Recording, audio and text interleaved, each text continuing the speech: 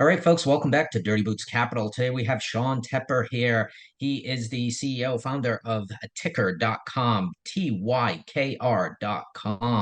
if you want to take a look at what he does after this interview. But I wanted to have Sean on because he's doing some good work out there helping people understand the importance of financial freedom and understanding how to invest properly in the stock market. So we're going to go through some important things here, many things, but also the importance between investing versus trading. I know a lot of questions around that. Are they all one and the same? No, they are not. So, Sean, welcome to the show. We appreciate having your time here. Tony, thanks for the invite. Appreciate it. Yeah, this is going to be an epic conversation. I want to get right into it. So, tell me about your why. Why did you start this? Is financial freedom Sure. such an important thing in your life? Yeah, so I'll give you the painful part and how to leads into the good part of the story. But in the 2000s, I had a business that was an agency. It was my background, so everybody knows, is mostly in business, primarily tech. So I had an agency that I was building software and websites for small and mid-sized businesses, and it was a project-based revenue model. So you'd go out and sell a customer. You'd get a project, you'd finish the project, get paid for the project, and then guess what happened to your revenue? It would be cut off, which means got to go get more projects. Very much a hustle. Did that 4 years through the recession, made no money. We did go through a merger in 2010, but it wasn't like $1 million check was written. It was we were absorbed into a larger company and all debts and liabilities were wiped clean. So it's like a fresh start. And I'm like, I'm not doing that again. I got to figure out a way, instead of me working for money, how do I flip that equation so money's working for me? Because I'm big on, like, my dream has always been financial freedom. I want to wake up working on what I want to do and have the freedom to do what I want to do every day, controlling my time essentially. Yeah. Yeah. Yeah. That's my why. Yeah, that's huge. I appreciate you sharing a little bit about that background. Trading your time for money just becomes a suck after a Oh, while. I don't mean to be crass about it, but I mean, you've been there, I've been there, a lot of the listeners, the audience has been there. It's a suck. I don't want to trade my time for money. I want to use my time to go do fun shit.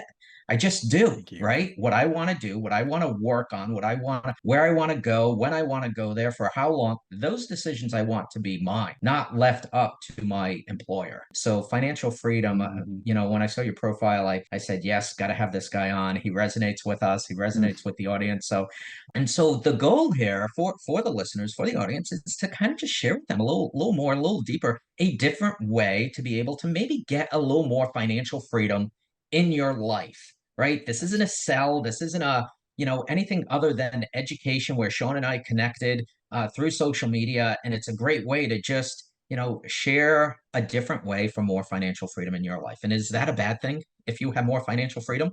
I don't think so. So this is Right. why we do this, right? This is Right uh, on. this is this is our passion here. So tell us a little bit about what you do through ticker.com, but then I also want to quickly transition into the difference between trading and investing, because I know Right. a lot of the audience is going to want to know about that. Yep, you got it. And I'll kind of connect the dots here. So your real estate investors, which are really real estate minded, which is very good. I'll kind of connect the dots to stock investing. So ticker is TYKR.com.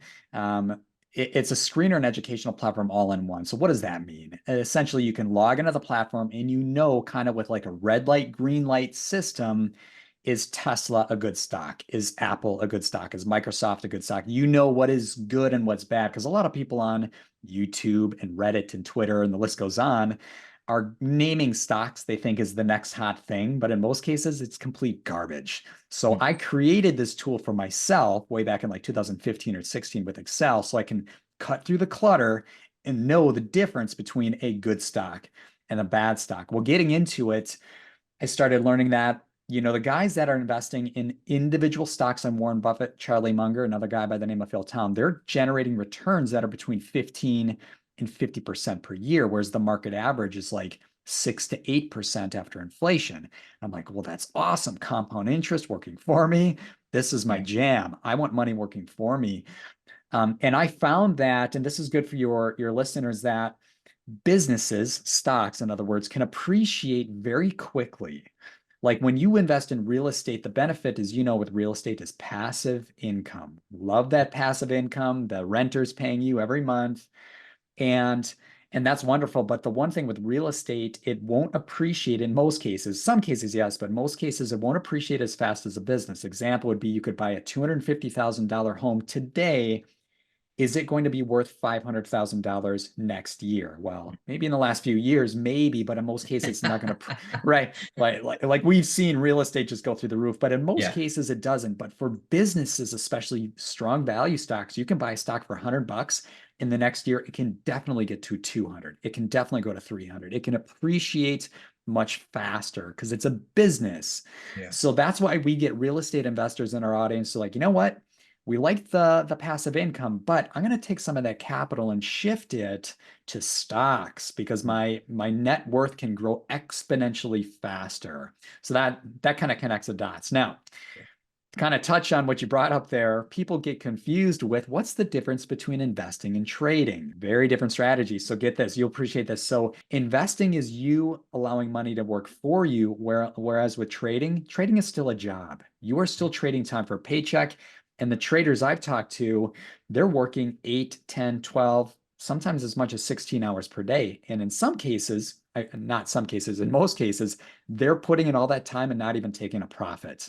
Like you might as well go to McDonald's. You're guaranteed a paycheck, whether you work 8 hours or 16 hours a day.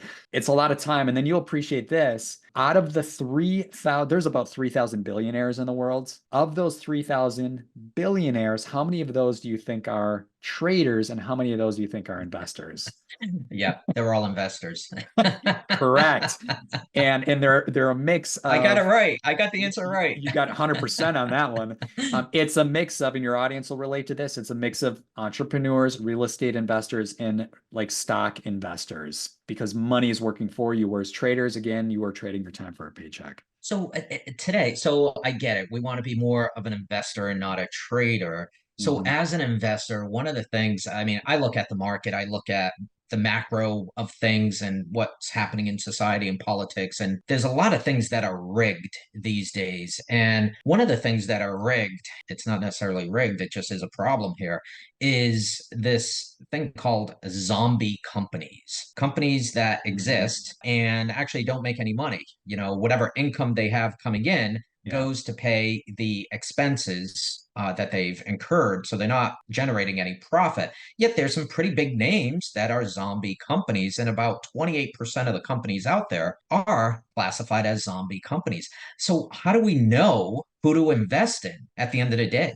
Yeah, so you could on your own, you don't have to use Ticker, but we actually, so your audience knows, and I'll say this because you guys appreciate this. Like whatever I say about Ticker, I could talk about all day. Like, don't even take my word for it. I always say go to Trustpilot, see what our customers have to say. We're 4.9 out of 5. So a lot of people do appreciate what we're doing. So don't even listen to me. Number two, we're open source so people can see how do we calculate. And I'll get into this in a second. So people can see the calculations that power Ticker. And then we actually say, if you like, you can go create your own version of Ticker. However, we still hope you stay with us. And Yeah. just by doing that, it breaks down the barrier like, we're not trying to make money off our customers. We actually want to help you guys. So they love that. Now, with what we do is we look at and teach our customers, you look at the financial statements. You got the three. You've got the income statement, cash flow statement, and balance sheet. And a lot of zombie companies, they're going to have garbage financial statements in most cases. And our rating system pretty much goes as follows. Stocks are either on sale, watch, or overpriced. On sale is green. That's what you're looking for.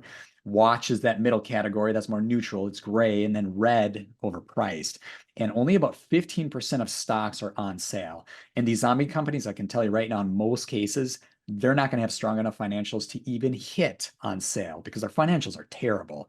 So that's a benefit and reason why I created the tool is like, I don't want to be investing in garbage companies I hear in some podcast or some Yeah. YouTube, right? Yeah, no, that's very valuable because there's so many companies out there, and over the last 3 years of a Mhm. ton of money sloshing around in the economy, in the system, I'll call it, through the Fed, what they've done, through the politicians, what they've done. Mhm. You know, there's been a lot of money and a lot of valuations that have gone up and up and up because of that money sloshing around in the system. And so now you look at it today and you're like, wait a minute, how can that become that company be valued at, X Market amount? I cap. mean, Yeah. I remember looking at I remember, and we're using the product today, right here and now, Zoom. I remember Hmm. looking at Zoom stock, prior to the pandemic and right after the pandemic or during the pandemic, and Zoom went from like, I don't know, it was a double digit stock. It was, I don't know, 10, 12, $20. I don't know what it was. But the point is, during the pandemic, it went to like $200 for a share of Zoom stock. And I'm looking at it and I'm like saying it was valued, more than like Microsoft. You know, well, maybe not more than Microsoft, but I'm looking at some of these fundamentals and I'm like, how can that stock price be so incredibly high? And so you're trying to weigh this against other companies and determining, is that a good buy or not? And it's Right. it's so complex because there's so many different factors. How many shares of the stock are out there? There's so many different factors that go into it. So I love that you, through ticker, TYKR, you break that down into a simple kind of dashboard where you can have Right. red, yellow, green and kind of make decisions that way. For those who are Yeah. listening, you might have to enable me here. I know we're kind of throwing an audible in the mix, but hey, Peyton Manning was able to do it. I think we can do it. That way I can share my screen and show you some stocks within ticker. Here, let's Go give it a ahead. shot. Let's Yeah. let's do this real time. Here's the platform. So we got Zoom up on the screen. Score is 39 out of 100. The higher the score, the overall safer the stock. We look at, so you guys know, we look at revenue, net income, free cash flow, debts, liabilities. And we want to see those numbers moving in the right direction over the last 5 years. So you guys know, we look at a minimum of like 2 or 3 quarters, IPO stocks on up to 5 years. So this stock here, yeah, not strong financials. Margin of safety is the upside potential is 1%. We'd like to see that over 50%, so not even close Ooh. there. But looking at the history here, yeah, you mentioned this, it skyrocketed up to, in October of 2020, went up to $559. But I'm seeing a score here that is in the green or margin of safety in green, and its score was actually 61. So the financials were good, but they started to kind of fall off a cliff a little bit. I see 78 score down to 67. We also had a kind of a recession in here too, but its financials have drifted. So what this is factoring in is those revenues and profits were going through the roof because I know a lot of large corporations were buying licenses to Zoom. If you got like, for example, I used to work for GE. If you got a company that buys like, 100,000 licenses of the software, I mean, that's a multi-million-dollar contract. So Yeah. it's that on repeat. But anyway, you want to take a look at another stock? Sure. Let's go to one of your favorites. Let's go to, this is not a well-known company, but this is give you a different picture. This is Fortinet. It's cybersecurity enterprise software. And I like cybersecurity because it's a need to have, not one to have. It's not like one day you can say, we're just going to save money and turn off our cybersecurity licenses. Mm. It doesn't work that way, but you can see the story here is different. It's on sale. The score is 72. So it's green if it's over 50, which is pretty hard to achieve. And then over on the right, you can see, look at that upside potential. Share price is 64. What it's actually valued at is 323. And what we do is this is the valuation in 10 years. A really conservative estimate, though, on can this stock go to 323 in 10 years? Well, the answer to that is most likely. Mm. And then in the middle here, for the people who are listening, I'll kind of describe it. We've got a 4M tool. It's powered by OpenAI, but what this does is with investing, you have the 4Ms. You've got the first M, which is the margin of safety. That's like all the math of investing. And unfortunately, a lot of investors, especially in Wall Street, they start and they stop with math. But you have to understand, kind of like with the real estate world, it's not just numbers. You got to think about factors such as in business, you want to think about the business model, how many revenue streams does it have, see how the business stacks up against other companies in the same sector and industry, and then the track record of the CEO. Like, are you picking a winning quarterback or is some high school kid that's never won a Super Bowl before? Like, you want to look for experience. So this tool takes like a minute or two to get through, but it walks you through those 4Ms. You want to get to 80 or higher, then it's a definitive, like, that's a great stock to buy. Now, of course, this is not financial advice, but it gives you that little extra confidence to know, like, is that a stock I want to buy? If you can get a high score on your 4M, that's a pretty good sign. Yeah, and it's that confidence. You're right. I've chatted with that, and so this tool is beautiful. Thank you for bringing it up to Sure. show us. And yeah, if you're listening to this on one of the podcasts, feel free to go to the Dirty Boots Capital YouTube channel and check this out because just the visual is super important to have. And yeah, I love what you say in terms of the confidence that it gives you because, you know, not for nothing, maybe I could have made a whole lot of money just following what stocks Nancy Pelosi has been buying. I could speak to that. That certainly seems to have been really the maybe how we should have all been investing our money these last few years because man, she really knows how to pick a good stock.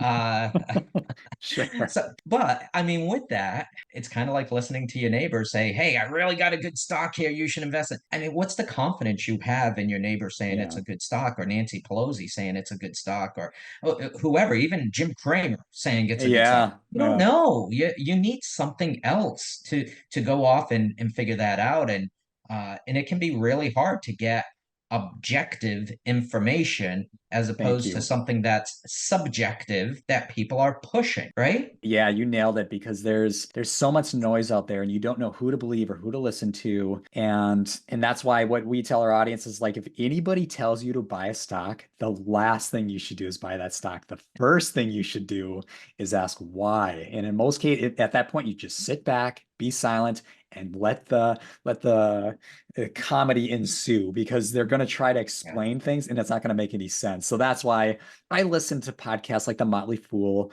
money podcast. I really like the show, but sometimes the recommendations are good, and sometimes probably don't want to touch that stock Yeah. with a 10-foot pole. So I use Ticker for that reason. And so I'll give folks maybe a little different perspective. Neither Sean nor I are looking for you to go open up a brokerage account and throw your life savings in there. That's not how we want people to do Right. things. But I will share one thing, and I appreciate you sharing that ticker. That looks outstanding. What was the company name again? Fortinet, For FTNT is the cybersecurity company. Yeah. Excellent. Thank you. So that's a little bit of goodness in terms of a potential. We're not giving investment advice. This is a Correct. potential, right? We got to be careful there. Sean's not an advisor. I'm not an advisor. You guys listening and watching, you guys go figure it out for yourselves. But I'll also give my perspective and my take on things. I am actively building a ticker list off to the side in terms of rightfully so. We don't know if things are going to correct. We're in an election year. We don't know what 2024 is going to bring. And so I'm just building my ticker list off on the side. I'm not investing in any particular company right now personally. Having that ticker list of some good names, right? And maybe this is one of them, maybe Tesla, maybe Microsoft, right? There's a whole bunch of, good companies out there that I see as good. And if we have some sort of black swan event, something that occurs that takes the market down 10%, 20%, I want to be positioned with that list of names, company names, so I can buy in at that low point to ride them up. So Yeah. don't wait until that black swan event happens, right? Go Right. onto the platform, start looking at some of these companies, see which ones are healthy today, and then such that when that black swan event happens in the stock market, potentially, I don't know, I don't have a crystal ball. I don't know if it's going to go down. It might just continue to go up. Who knows? But if it does go down, I want to be positioned to say, okay, here's the 5 stocks I want to buy. That's what I'm doing today. 100%. That is the strategy. Here's context, and this is what we recommend with our audience. And I'll just give a quick testimonial here. This is not a guy that used Ticker. This is well before Ticker, but a guy by the name of Ronald Reed. You could look him up. He's got an article on CNBC, but this is a janitor that built up a portfolio worth $8 million. The question is, how does somebody who's making close to minimum wage become a multimillionaire? The answer, you find a few strong stocks, strong financials. We're not talking penny stocks or whatever garbage stock your next door neighbor recommended. It's like find a few strong stocks.